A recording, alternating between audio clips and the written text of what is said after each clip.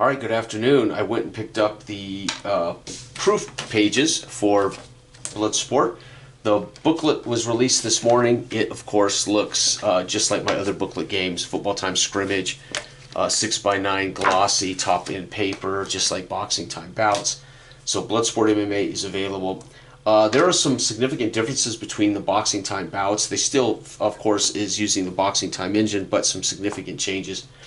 So the big one is how they're rated. So fighters are rated for a style that they lean toward, either strikers, wrestlers, or defenders. These would be counter punchers, or it would be guys that are just defensive fighters. They're careful.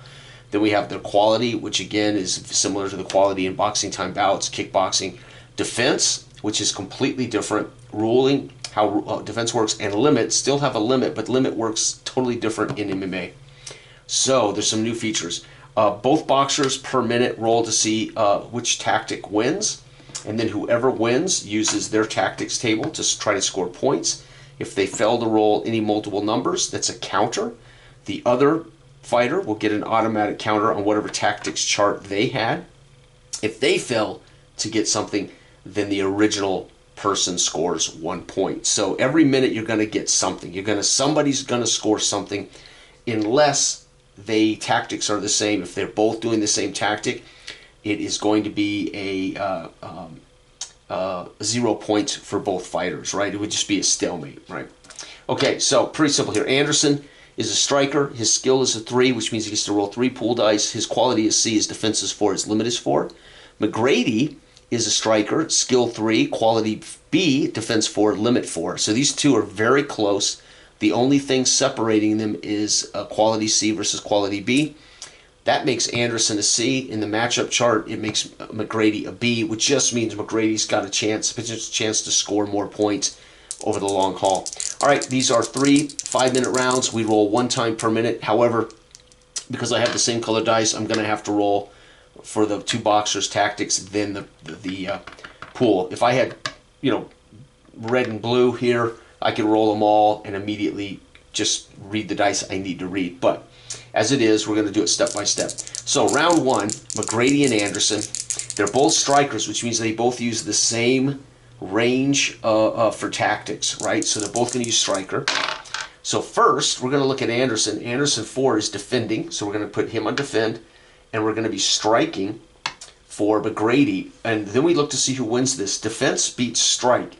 So Anderson gets to roll the defense chart. And again, he's looking for some kind of multiple numbers, like Boxing Time. He will not score a multiple number, which means McGrady is going to score a counter chance, which means as he goes for to defend, McGrady's going to slip a counter shot in, and we roll to see if he gets a strike. Again, he needs some kind of doubles. He does not. So it doesn't mean he doesn't counter. It just means Anderson's going to win the first minute with 1 point. McGrady will score no points. So he countered, but it didn't help him in the long haul. Okay, second minute of round 1. It's going to be 5 versus 6. So they're both defending. That is a null action. Basically, it just means they both are playing careful. They're both working careful there. All right, we're going to get 5. That is defend versus defend. So again, they're both being very cautious, defending, so no points. Right now, Anderson in the 4th minute is winning this fight. 1 point. It's going to be 2. So it's going to be strike versus strike. That's also 0. So again, they are well matched.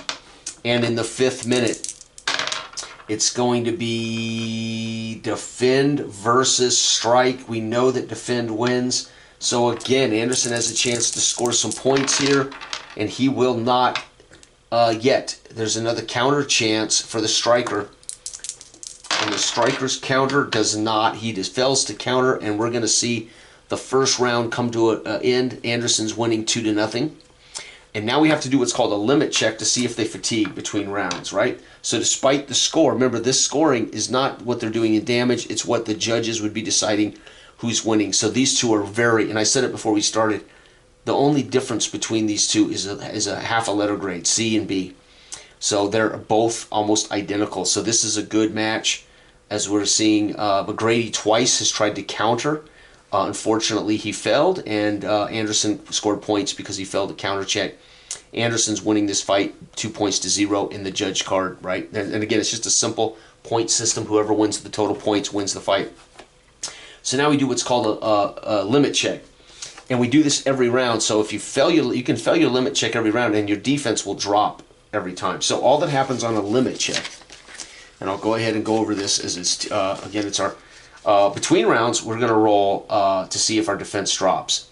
We pick up our die pool. So my limit for Anderson, and again, let's get these on the right side. Anderson's green is 4 dice, so he has a limit of 4. He just wants to roll any kind of multiple occurrences. He's going to get a 1, 3, 4, 5. He is not, so he's actually going to fatigue, right? So he'll fatigue, and let's go ahead and roll for McGrady, who's also a 9, a 4 limit. And he gets 2 3s, and he is not fatigued, which means the defense for Anderson drops to a 3, and that's not good, because the lower your defense, the easier it is for you to be tapped out, knocked out, injured, or knocked TKO'd. Okay. All right. So round 2 about to get underway. Anderson, despite being fatigued, has won round 1, and he's winning this fight. So again, they both share the same skill level, and we roll for tactics. We're going to see a strike. So we're going to see a strike for Anderson, and we're going to see a defense. And again, the strike is countered by defense, so that means McGrady has a chance to score here, and he will get 2 1s. On the B chart, he's going to score a point. So there it is. He is finally, somebody takes it to the other guy. So maybe they just needed to fill each other out. Here we go. Minute 2 is going to be the same, so that means they're both going to stalemate each other in minute 2. Minute 3, we're going to be looking at strike versus strike. They're going to stalemate each other.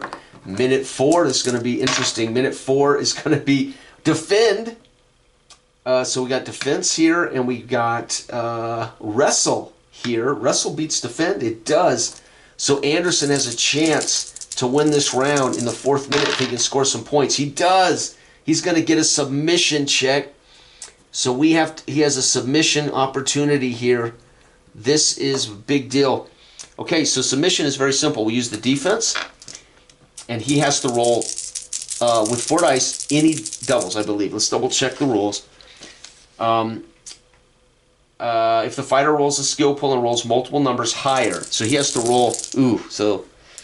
If I roll higher than 4, so I have to have multiple 5s, and he loses, he will have to tap out. So what we're rolling for is his ability to defend himself and cover up in a knockout, stay on his feet with a big punch, or get out of the submission. So we don't roll to see if Anderson is doing it. He is doing it. We're rolling to see if McGrady taps out, which means I have to roll multiple 5s, and it's over. And it will be no. He's going to get up, and there we go. So we have no submission check, right? And still counter, right? And let's roll for the final minute of round 2. It's going to be 3. That's a strike for Anderson. It is a defend, and again, defend beats strike. And defend, and we're going to get 2 2s. Anderson's going to win the McGrady's going to win the 2nd round. B2, he's going to score 1 point. And no points here. And guess what? It is no points for Anderson, 2 for McGrady. And folks, this fight is tied at the end of 2 rounds, 10 minutes of action. It is tied 2-2 in the judges' eyes. Anderson is already fatigued, but remember, we have to make another limit roll because he can further lose defense. And he just needs any kind of double. He gets a double, so he still loses. It's down to his 3, but he's not fatigued, right? So we don't have to mark that. But let's roll to see if McGrady is finally fatigued with a limit of 4. And again, he just needs doubles of any kind. He's good to go. So it's tied. Round 2, folks, it is 2-2. And this is, again, both these fighters are almost identical. And somebody's got to take it. Here we go. The final round. It's going to be defense for Anderson. Strike. Defense wins. And he's looking for doubles of some kind. Nope. He's going to be countered. So we're going to write counter in over here. And let's see if he can get a strike. And he's not going to score a strike, which means 1 point for Anderson as he originally won the tactics. He attempted to counter. Didn't happen in his defense. And meanwhile, the defender actually gets the point. And now we go on to the second minute of round 3. It's going to be a strike for Anderson. It's going to be wrestle. So we look at strike versus wrestle. Yep, strike wins. So Anderson, again, winning the fight right now. And he is not going to score any doubles. Remember, I warned before the fight started that 3 dice fails at 41. It only succeeds on a 41.6% success rate. So you're going to see with unskilled fighters, they're going to fail. They're going to fail their initial assaults. However, the counter here is where Anderson's been scoring. So we look at the wrestle chart. Does he get a takedown? He does. 2 on B is 1 point. So he counters with a takedown, and it's a tied fight, 3-3, in the third minute. In the third minute of round 3. Here we go. It's going to be strike versus wrestle. And again, strike beats wrestle. So Anderson has a chance to score. He's going to score 6 and 6. That's ginormous. That is a KD chance. So he gets a knockdown. How we do that? Again, defense is 4, so we pick up all 4 dice. He has to roll 5s or 6s, and it's over. It means he fails to defend. So multiple 5s, multiple 6s, the fight's over. Nope. So he manages to stay afloat, but he is going to score, KD scores, KD, where is it at? 3 points. So KD's 3. So right there, he didn't get the knockout, but he scored 3 points. Despite not getting the knockout right there, Anderson's probably going to win this fight unless McGrady can get a knockdown of his own. That was a knockdown, folks. It just wasn't a knockout. 4 is defend versus wrestle. It's going to be wrestle beats defend. So here's a chance for McGrady to get a submission. By the way, the submission up here, I messed this up. It's 2. When you get a submission chance, it's 2.5 points. So technically, I messed that up. Round 2 was won by Anderson, 2.5 to 2. So he was actually winning by half a point. He's now winning by 2.5 points. Okay, so we got a submission check. A potential submission check. I rolled 2 6s. So we got a submission check.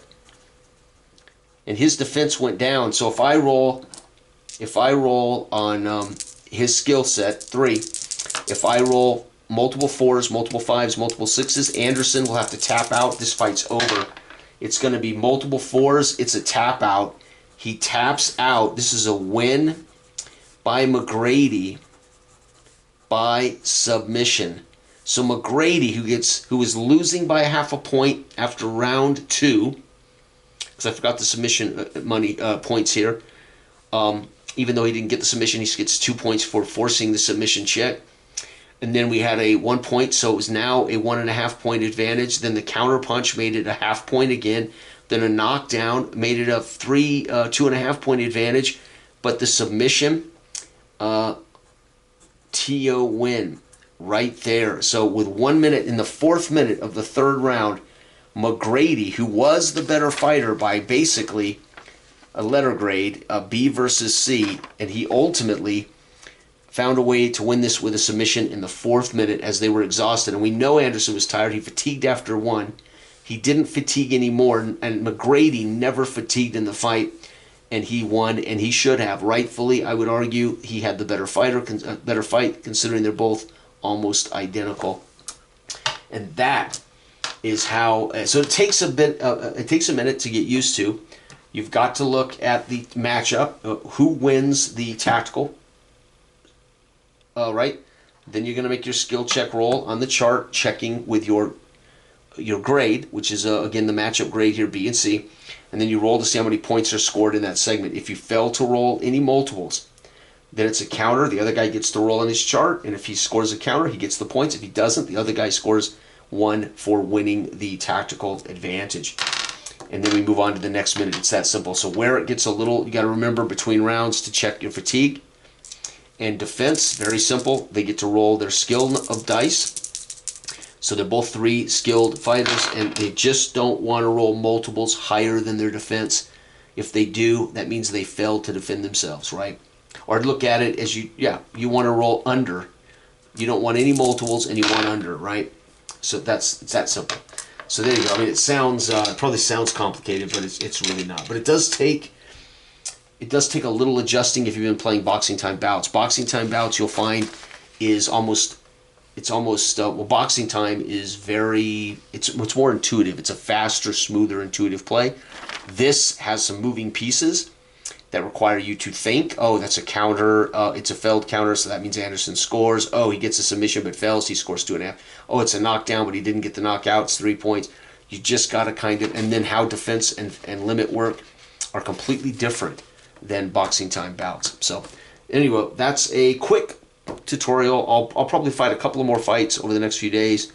And that is, for those who don't know, I just released this game this morning. I've been working on all the Bloodsport game, the kickboxing add-on. I got that done first. I was still working on this and the pro wrestling game. Got this done kind of yesterday. I polished it up today, made sure it was ready to go to the printer, and published it and sent the proof package to my local printer. They managed to mess it up. Meanwhile, still working on pro wrestling. I just don't know if I'm going to. I don't know if I'm ever going to make a wrestling game that I'm really happy with.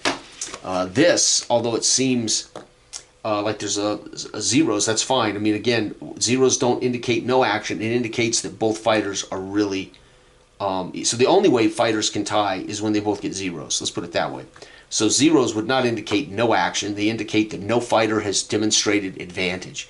If they score a 1 or a 2 or a 3 or whatever, that's demonstrating to the judges that they are winning the fight. So that's, again, it's abstract. So for those who like to see big scores, or want to see damage inflicted, and then limit. I come from the school of fitness. I was a professional.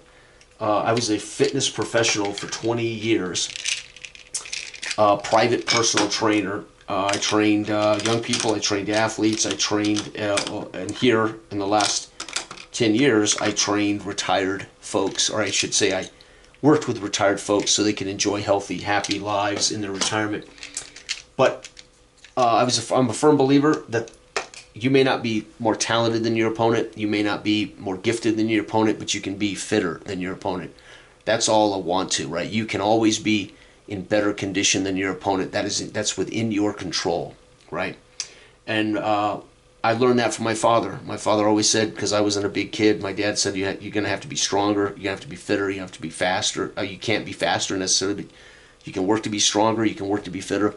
And so I've carried that my entire life. Well, that's how I see limit here, right? Limit is checking whether a fighter has met his limit between rounds in which his defense begins to drop. So nothing else is affected by his fatigue, just his ability to avoid tap-outs, knockouts, injuries, TKOs.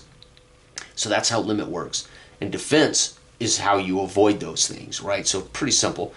Skill, still the same. It's the number of dice you get to roll every time you roll the pool. And the pool is rolled, that same pool is rolled for everything. So your skill is a 3. You're going to roll those 3 dice for your defense and your limit. Even though, limit, you're going to roll the limit number. But with defense, you're going to roll your skill dice, but you need to roll above that number. So defense is a stagnant number you must roll with your pool above. And then, of course, quality. So I'd say the skill and quality are the same.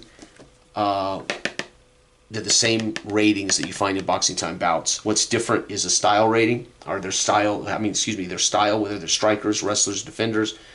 And then, of course, defense is different, limit is different. And how it scores is different. So there you go. That's the debut playtest fight. I think today is the 19th. And hopefully I haven't gone too fast or talked too much. But and there are bouts. By the way, they still have bouts. All your fighters still have a career number of bouts they're allowed to fight before they must retire. So we still roll that up. So you create a fighter randomly with D6 rolls. You're going to roll for all of these 7. You're going to roll for your style, your skill, your quality, your defense, your limit, your bouts.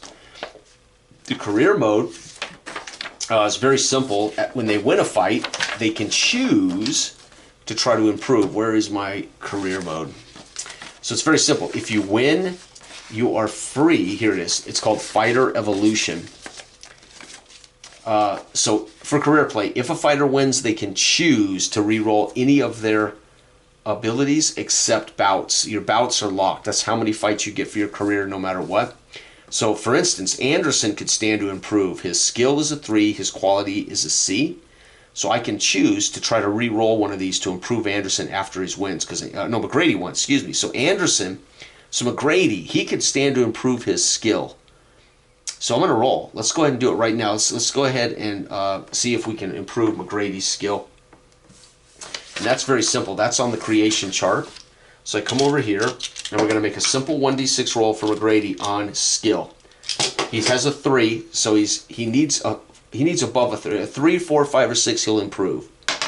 Nope, he stays at 3. So, but Anderson lost. He has no choice. He must roll his highest value over.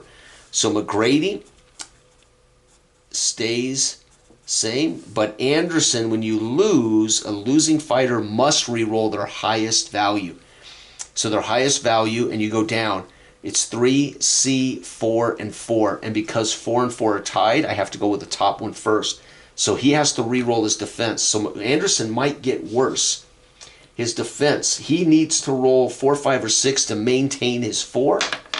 And yes, he does. So he will not. So Anderson stays the same. So what this can do is cause a death spiral for a losing fighter. He could get worse and worse and worse. Or I could have rolled a 5 or a 6, and his defense would have gone up, and he would have improved after losing. So a losing fighter could see a good rating drop, but he could also see his best rating. This, for instance, if it had been a 5, he couldn't improve it. So, he could only get worse, right? But if he had been the 4 and I'd rolled a 6, he would have gone up to a 5. Anderson would have learned something in the loss and improved his defense. McGrady, I could have chosen to do nothing. You know, let's say he's a champion. He's already a 5A, 4, whatever, and his limit is 5 or whatever. I'd only have to ever roll something if he loses a fight. So you could lock your fighter down and not make any changes to him until they lose. Then you have no choice but to gamble their change. So the fighter evolution is a random roll. When you're winning, you get to choose not to risk your ratings. When you lose, you must re-roll the highest rating first. And of course, we did defense. It stayed the same. Neither fighter changed. And I don't know if they should have, as Anderson. This was a really close fight. Anderson made it look higher with the knockdown. However, the submission ended the fight. But had the submission been failed by McGrady, he would have still had a half a point advantage in the 5th minute. So Anderson was that close to winning this fight. And by the way, that's MMA. Some fighters are so well matched. It does just come down to that night, right? And there you go, folks. That is Bloodsport MMA. I'll have to do a couple of more fights on the channel for people to get used to it, because again, it's not a lot of moving parts or a lot of data, but it's a lot of data to take in one video. So thanks for watching. Bye bye.